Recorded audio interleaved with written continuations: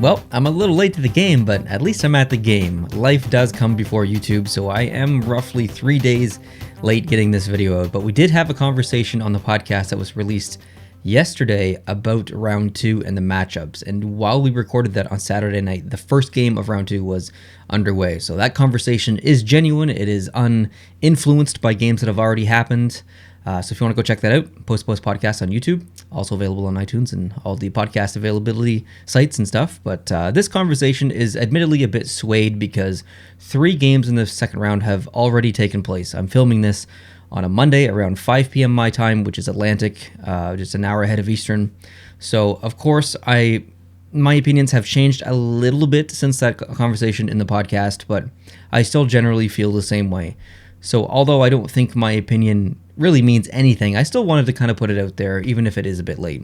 So let's break down these 4 series just really quickly. I'm going to give you some thoughts, give some predictions, and who I'm cheering for. So the first one, let's start in the East. The Philadelphia and Islanders series. 2 very similar teams in a lot of ways. I think both teams are coached very well. They play, the Islanders maybe more so, specifically really good defensive games. I think the Flyers have an amazing ability to play defense, but they don't always follow through on that. But they definitely have the ability. Underrated goaltending throughout the league. So I think Carter Hart his name has been thrown around enough now that maybe he's not underrated, but I still feel like he kind of flies under the radar a little bit. Just because we're so used to hearing the big names like Price and Lundqvist and Holtby and Fleury and, those names that we've heard for the past 10 years now. So Carter Hart is the up-and-coming amazing goaltender of the NHL, and I still do think he's a bit underrated. So there are a lot of similarities throughout the lineup on both teams. They're both very deep. I struggle to make an accurate prediction in this series, mainly because of Philadelphia just in general. I've never been able to predict with any kind of accuracy Philadelphia, whether it's in the regular season, the postseason. I've always failed, usually, in my predictions with Philadelphia. So I'm never confident when it comes to predicting anything to do with the Philadelphia Flyers. I think maybe the only time I've gotten a Flyers series or prediction right was the last series that just took place and them beating Montreal. But that was a fairly easy prediction to make. In this one, I'm going to be rooting for the Islanders. I like the Islanders way more than I like Philadelphia. But in a way, I kind of like the same with Dad in the conversation that we had. If you listen to that, I kind of like cheering for teams that knocked out my team. And my team is the Canadiens, if you're new to the channel.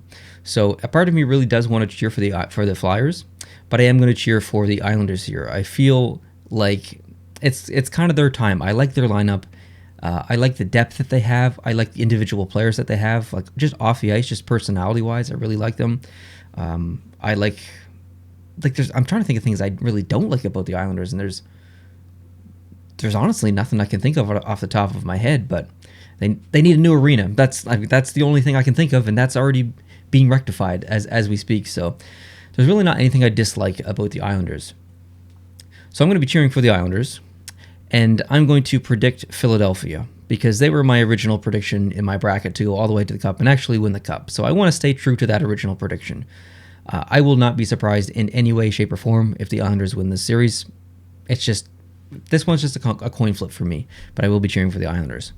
If we stay in the East, move on to the next series with Tampa and Boston. These are arguably the 2 best teams in the entire Eastern Conference. So again, almost a coin flip, but I do feel a little bit more confident with this one. I think that Boston plays usually quite well against Tampa. I think that they can beat Tampa. I think they will beat Tampa, and I was going to say 7, but I don't even think it's going to go that far. I think maybe 6. I think I'll predict Boston in 6. I will be cheering for Tampa, though. There are more players individually that I like on Boston, but I will be cheering for Tampa because Boston was, they were at the big dance last year. They had their chance. They blew it. I'd like to see a different team go back to the finals. And Tampa Bay, they were there not too long ago, and they didn't win. So let's give them another shot, and let's see how they do. So if the teams that I cheer for win, then the next round will be the Islanders versus the Lightning, which should be a pretty good series, actually. Anyways, moving over to the West. Which one do I want to start with? This is tough because I don't feel confident of either one, so I don't know which one to jump into. I guess we'll do the Dallas Colorado since I'm wearing Dallas. I can't get a peg on Dallas either. They're kind of all over the place. We saw them with their pretty impressive 7-3 victory over Calgary in at least the last 40 minutes of that game. And the big boys didn't show up. They didn't have any points. Seguin left off the score sheet. Ben didn't do anything. Radulov? Who's Radulov? The game was like meaningless to them. But then the game that just happened the other night against Colorado, they made some impactful plays. They made some majorly impactful plays in the game. So if those boys show up, this series is going to be very interesting because Dallas does have the depth to compete, but they need that big line to compete as well. So if their depth is competing and their big line is competing, the Colorado Avalanche are going to have a hard time with the Dallas Stars. However, I still do believe that the Colorado Avalanche will win this series. I'm going to be cheering for Colorado, although Dallas is also one of my favorite teams. They're in my top four. I really, really like them. Colorado, to me, is a team that is, like, I just love watching McKinnon play. They just have so many players that I really like. I think I like the excitement of the team. I like the physicality that they can bring. They can kind of adjust their game depending on who they play, and I really appreciate that. They remind me of Vegas a little bit because Vegas can kind of do that. I just really enjoy watching them play. So I will be disappointed if they knock out Dallas, but at the same time, I mean, someone's got to lose. Someone's got to lose. So if we get the Dallas that we know can play and show up, this is going to be a very close series. I don't think Dallas is going to show up every game, though. I don't think this is going 7 games. It might not even go 6. I'm going to predict 6, though. I'm going to predict Colorado in 6. But I almost have a feeling that it might go 5. And that's a kind of a bold thing to say, considering a game has already been completed and Dallas won that game. But I don't know. I just got a feeling that Dallas is going to drop off a bit. Off to the last series to talk about.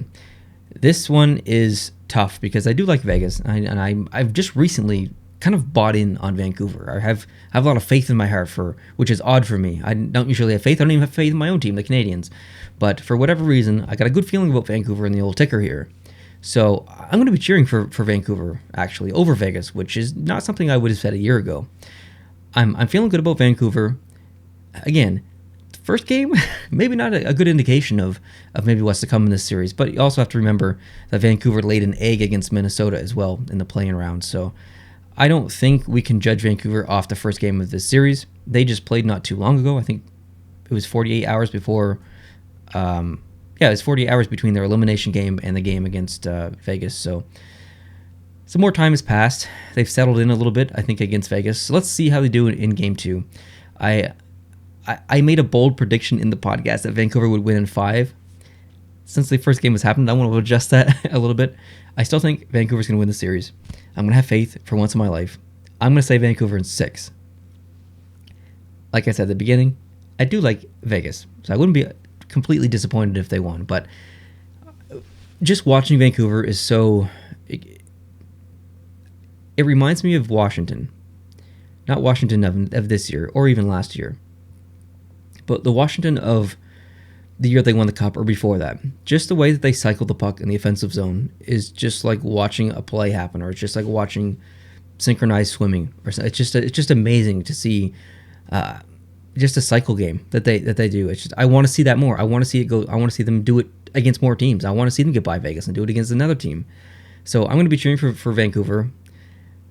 But Vegas has that style of hockey where, if they're playing a physical team, they can be physical right back. If they're playing an offensive team, they can play an offensive team as well. They can play an offensive game as well. They just have that hybrid style system where the players are completely bought in, and they can adapt to any kind of situation or team that they play against. And I think that's one of Vegas's major strong suits. They have a lot of depth. They have a lot of goaltending talent, obviously Leonard and Fleury, regardless of the drama that's going on there. There's a lot of things I like about Vegas. So regardless of who wins between Dallas and Colorado, and regardless of who wins between Vancouver and Vegas, I'm going to be happy whoever moves on.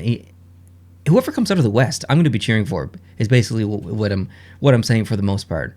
I don't want Philadelphia to go to the finals, although I predicted them, but emotionally, I don't really want Boston to go to the finals. I don't, at the end of the day, really want Tampa to go to the finals. I'd prefer the Islanders to come out of the East, and I prefer probably Colorado to come out of the West. So if the Islanders make it all the way to the finals, maybe my decision will be a little bit difficult to decide that Stanley Cup final, but they have a 25% chance to make it through. So there's a good chance that the Islanders won't make it. So basically whoever comes out of the West, I'll be cheering for.